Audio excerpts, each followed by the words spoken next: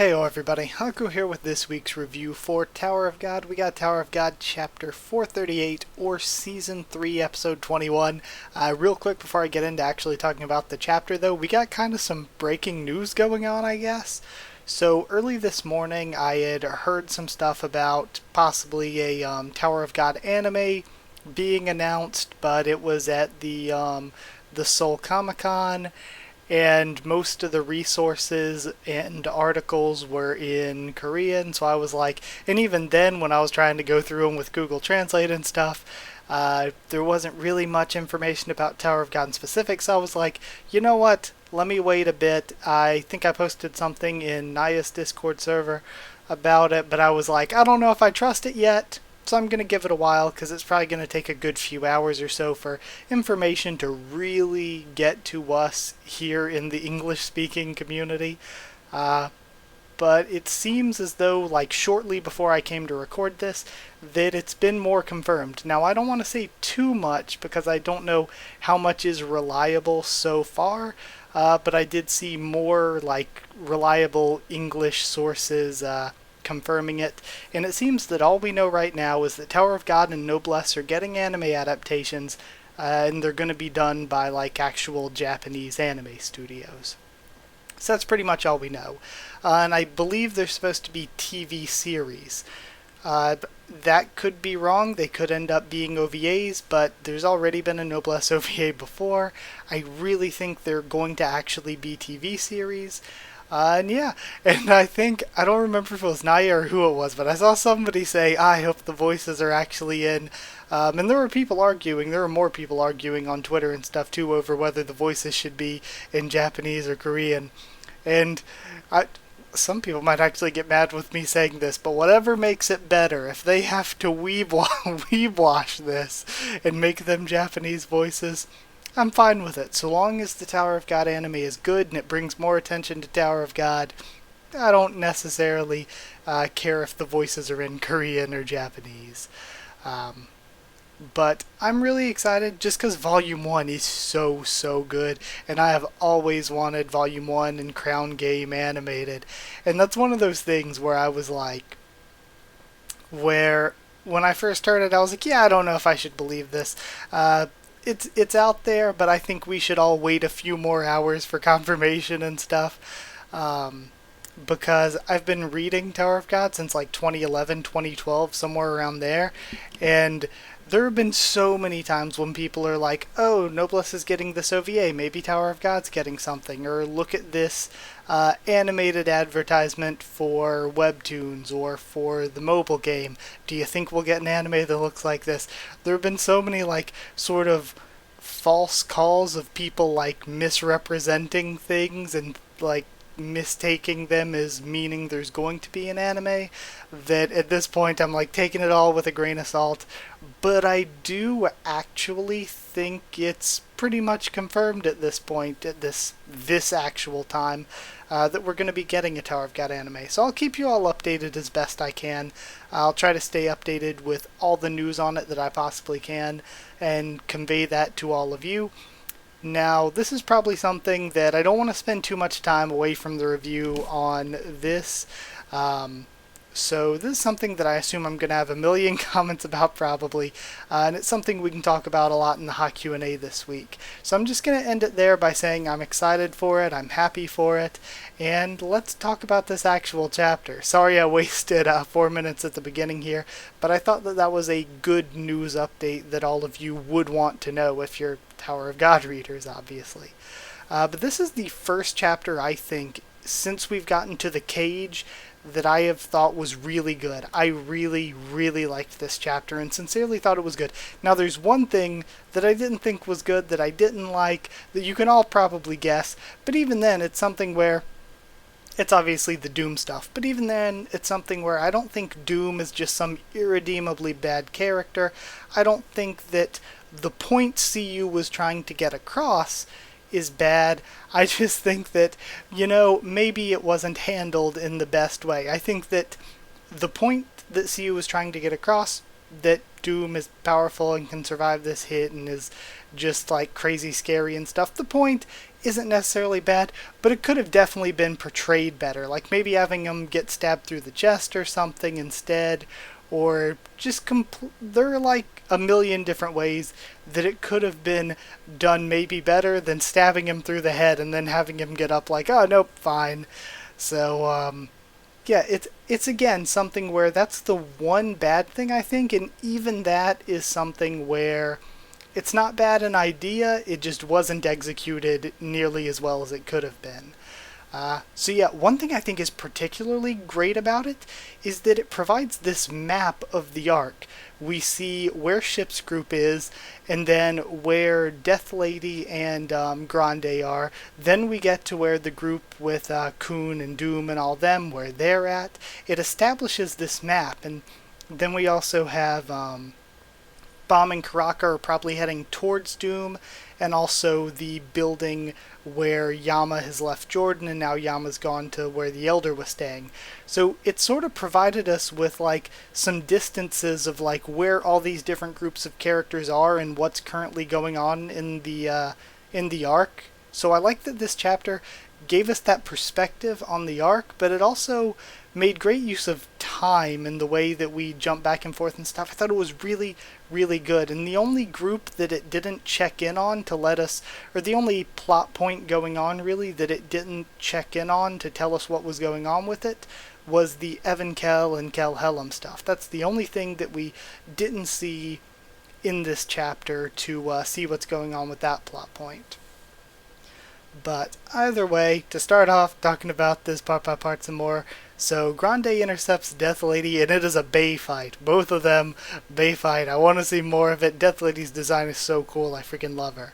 But the spear passes by them. Everybody sees Doom get hit by the spear and collapse onto the ground. And then we have a flash to 30 minutes earlier. And we get to meet Ruel Mon, who's the 7th leader. He's the only one, or she. I'm assuming he, I believe. But Ruel Mon's the 7th leader and the only one left from the first battle where Yama banished Paul and took Doom's heart. Ruel Mon's the only one left, so that's interesting. And I like that this is even confirmed in the blog by CU that they're basically a PTSD otaku. And I love that in a way it's pretty realistic, because you see that a lot. I mean, of course, a lot of people with PTSD turn to substance abuse and stuff, but you see with a lot of really avid nerds of some sort of thing, whether it's otaku or really, really avid video game collectors, a lot of times they've been in the military and had PTSD from that, or had PTSD from some sort of abuse or bullying. So it's actually really sort of common and realistic in a way that's really interesting without seeming necessarily insulting. So I kind of liked that Ruel Mon had kind of a real-world-ish character, and I like that it gets into that because it's something that is kind of brought up in The Walking Dead a little bit, where they're like, you're in a world where people are getting torn apart by zombies all the time. Wouldn't everybody be a little off? Wouldn't everybody have PTSD at least a little bit? And that makes me think about other series like that, when in reality, in Tower of God, there's people dying all over the place. There's people dying in the test to climb from floor to floor. They have to leave people behind. They have to betray people. It's a cutthroat world out there. So wouldn't everybody in Tower of God have a little bit of this sort of internal struggle? Now, of course, it has to be like not that dark and deep, or else it's going to weigh down the series. And this is just sort of a more happy shonen, or at least it's become sort of a more happy shonen. But I like that we're still getting into this, that yeah, people fighting in wars where they're slaughtering their own people are going to suffer from some issues and be like, you know what? I don't want to fight anymore. I don't want to do this. I just want to stay in my room and enjoy my idols like Andrasi. And that's what they said. They said, I don't care anymore about Doom or Yama. I just don't want to fight. I killed all of these people that were my brothers. I don't care anymore. I don't want to fight. But then they're easily convinced by Ship and Hatsu being like, well, we know Andrasi. So very easily convinced. We get introduced to the Spear of the Ancients. That's totally going to be a power-up for Rak. Rak's totally getting the Spear of the Ancients. Like, to me, that's not even a question right now. Rak is getting that weapon. But whenever somebody other than an ancient uses it, it causes extreme pain. But Ruelmon is such a badass that they can still use it, even if they can only, like, throw it, like, once at a time or whatever. They use a level 5 transformation. First we've seen of that. I think the highest we've seen so far is level 3. There's this called Black Dragon, and I thought it was funny, going back and rereading, I noticed they kind of throw the spear underhand, like you look the way they're holding it, and their hand is like this, holding it. So I was like, that is such weird spear holding posture for that throw. But yeah, I just thought that was funny. I was like, I don't know if the art meant for it to be conveyed like that, but it's like they were throwing it underhanded. And I love the way, ordinarily, and I've seen people complain about it, and ordinarily I would if there wasn't a good purpose for it, just reusing the exact same panels, the exact same scene, but I love it because we see that scene, and now we see that same exact scene again, but now we have added context to explain it. And I love re-seeing the same scene, but now with the added context, with the things we know now. So I actually think that was a really good way to do things. Like I said, even though not everything here is perfect in my opinion, and I don't necessarily like everything going on with this arc, there are things I do like, and whether I liked some of the contents or not, the just general structure and writing of this chapter was really well done. Like, credit where credit is due, the structure and writing of this chapter was well done. Like, even the Doom stuff that I didn't like it because I think it's kind of wonky for him to be like, the transformation allows me to survive this shot to the head. Again, maybe it would have been more believable if it was like shot to the chest or something. But I think maybe seeing him get shot through the head and just being like, I'm fine, maybe that's a little bit too extreme and silly. But even then, it served a plot purpose to show us more, not only introducing Ruelmon and everything, but to show us more about Doom's survivability and how scary they are. Though there were some people bringing up, wasn't Ruelmon kind of useless? Like, beginning to end of this chapter, they didn't actually accomplish anything, but they did. They stopped Doom for at least a while. And they also introduced this spear, which is going to be important because, of course, Rak is totally going to get it. So again, everything did have a point plot-wise. Everything did mean something. Now, next, Doom tanks the spear through the head. I said that. And then we get to see Yama and Jordan, and I love Yama's personality so much. It is so different than what we got at the beginning of the arc, so different from what I expected, and it's really, really good. I love this sort of contemplative, reflective nature he has, the somber tone, I love it. And he lets Jordan choose. He's like, okay, so you heard all the truth. You can choose to stick with me, or if I don't care if you go and choose to work for Doom. So, Jordan, though, his character is pretty, like, reliable. His character isn't like... His character is solidly written where he values strength in battle and independence. He respects that Yama is so strong and that Yama is a lone wolf that fights on his own. And to a point, it seems like he wants to be like that. He wants to be this strong, battle-hungry warrior. So him respecting Yama even though he knows the truth, or even him respecting Yama more now that he knows the truth, totally fits in line with Jordan's character. And I really, really enjoy Jordan. So now Jordan's going to follow Bomb. He left after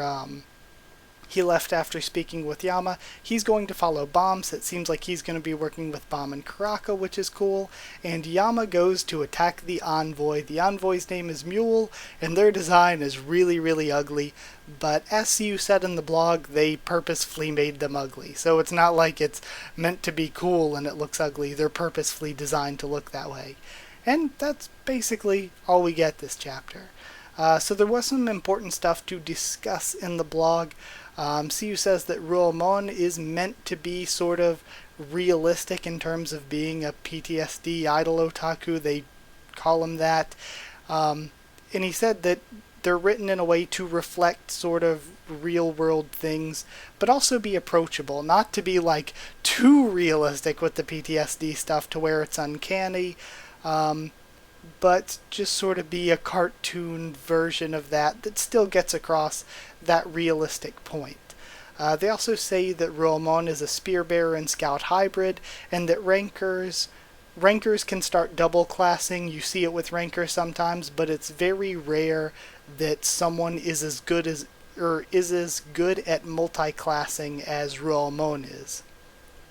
So basically Roamon is OP when it comes to aiming and having all this distance, because their scout abilities let them target things and aim things and observe things really well. And then of course they have their spear bearing abilities on top of that. He mentions that Doom survived by transformation. I still don't really like that explanation because we don't really know anything about what transformations actually are or how they actually work. But I like that Siu says that this still hurt him a lot though. It's still, even though he was able to transform to survive, at the same time, we saw him get knocked out of the sky and be stunned there on the ground for a while. Like they said, it still knocked him out. It still stunned him for a while. So I do think that's good. It still builds up Roamon as pretty damn strong. And they bring up something that I think is cool. Siu says that it really shows the importance of a team having a good spear bearer, so that if there is a really strong, powerful enemy, the spear bearer can snipe them from a distance while they're distracted with everyone else. And so I like that positions being important. And the last thing they mentioned in the blog that's important is they said that they specifically made the Envoy to look unlikable. They were originally going to make them handsome or having a good design, but they just decided to make them ugly and unlikable. So their design is very much on purpose that way. So yeah, I liked the chapter overall. The Doom stuff, again, it's something where I have my criticisms of it, but it's not like, oh, it's horribly bad and there's no saving it. It's just that it could have been handled a lot better, or it could have been presented a lot better. And yeah, I guess that's it. Excited for the anime, excited to hear what you thought, or what you think about the anime announcement, or what you thought of this chapter, because I really did like this chapter. And I'd even go so far as to give it 8.5 Andrasi body pillows out of 10. That's great. Yeah, 8.5 out of 10. I enjoyed it a lot. I loved it. And like I said, this is the first chapter, I think, since we've gotten to the cage where I can say that, yeah, I totally liked basically everything about this chapter. Or even though I had criticisms of some things, I still think the chapter as a whole was really well written. It's the first one that I think was a legitimately well-written chapter. Even though it's not like without fault, nothing is. I feel like early Season 3 started off really well, then as we got into the cage, things kind of got messy, and I feel like the past few chapters have been getting better and better, and kind of getting back into some more good style of writing, and this one I think was the best so far probably for this arc. Yeah, for at least this part of this arc, I think this is the best one so far. I really enjoyed it. But either way, 8.5 out of 10. I hope you enjoyed it too. Like if you did like the video, comment down there to tell me what you thought of this week's chapter, what you thought of my thoughts on it and all that. Subscribe for more. Tower of God, much more on the channel. Follow on Twitter if you want. I can try to keep you updated there and stuff for the channel or talk to you there. And if you want a link to our Discord server to talk to me or more of us there, then just ask and I can give you a link. Also, if you want to help support the channel on Patreon, there will be a link in the description. That would, of course, help the channel keep running. And also, patrons get to suggest and vote on new series to be on Sundays on the channel weekly every 3 months. So every 3 months we'll have a new series coming to the channel on Sundays weekly, and patrons get to vote on that. So yeah, that's it. Thank you once again for watching, and I'll see you all next time.